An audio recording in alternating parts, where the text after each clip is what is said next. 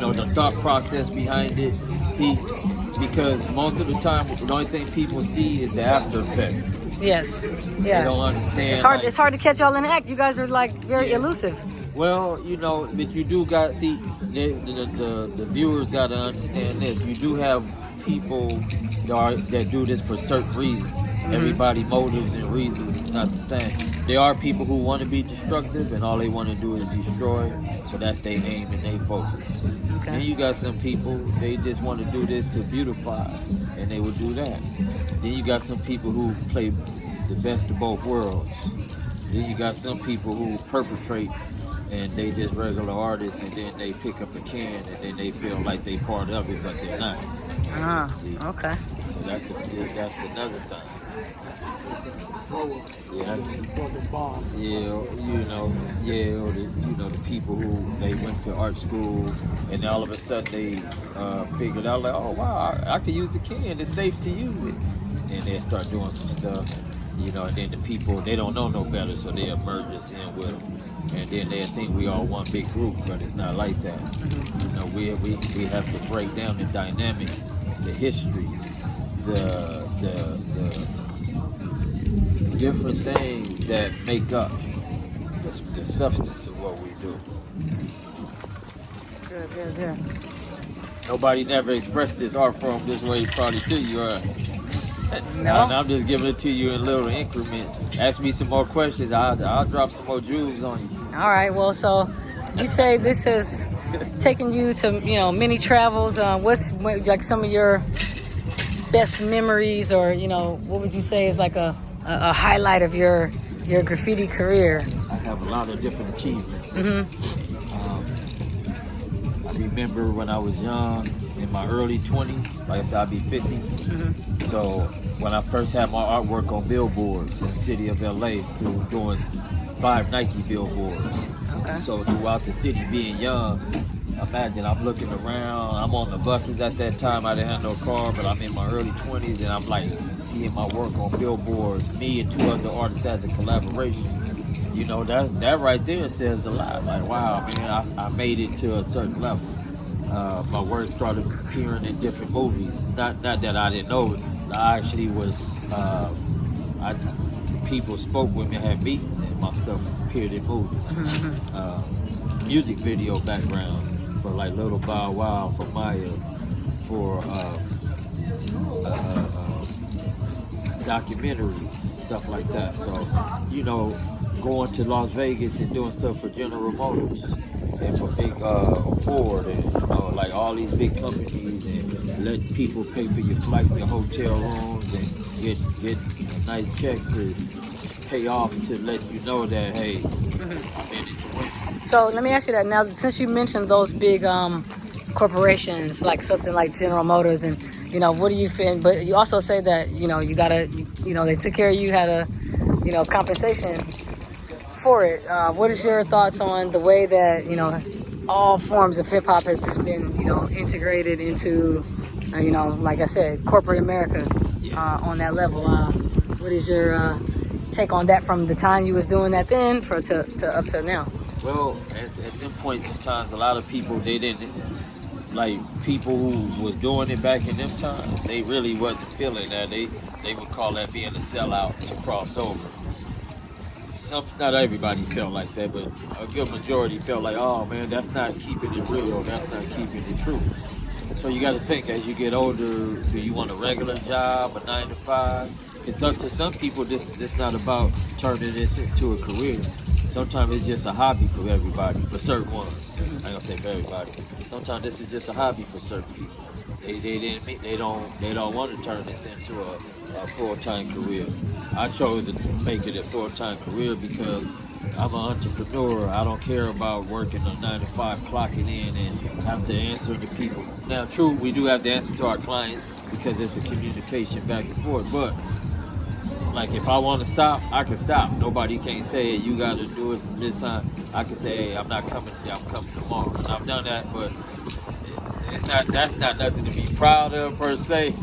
Well, that's the flexibility, what you're saying of being an entrepreneur, yeah, right? Yeah. And there's nothing wrong with that. Yeah. So who are some of your people that you idolized or looked up to or learn from in this art form? Okay. Wow. Who's some of your Looking at OGs? one of them right there. Oh yeah, which one? Squat down right there. Okay, and who's that? His name is Green right there. Green. Yeah.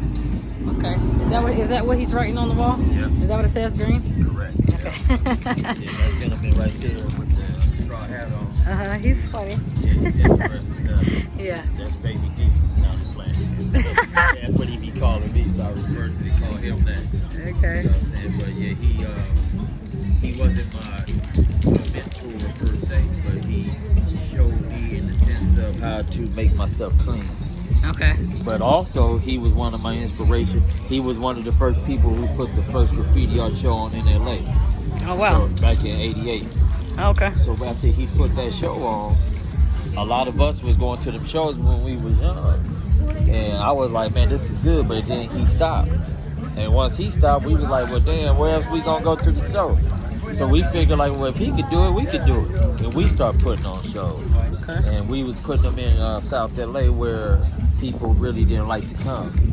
You know, and I might not have had a big turnout like how he had back then, but I tell you one thing, I showcased people that didn't get an opportunity to be able to show who they were back in them days. So I was the kind of person where whoever didn't get the spotlight, I would pull them into the spot if they was good. I don't put anybody in. They gotta show me that they worthy. Yeah, ain't no slouches out here. There can't be no, everybody gotta have some type of, strength. Now, Old school rules, though, right? yeah, that's the old school rules. And here's another thing to take a look at was that 2015, I might be wrong, but I'm guessing. I brought a lot of people into the Getty Museum to have their artwork preserved in the private collection out there Okay. at the Getty. And I was pulled into that position through other artists.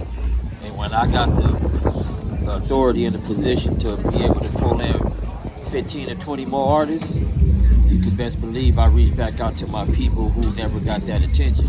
But they were somebody to us, but nobody to the rest of the people. So when I pulled them in, I gave them a chance to have a voice with their artwork. So when I did that, that opened up a lot of platforms for people who maybe wouldn't have never had that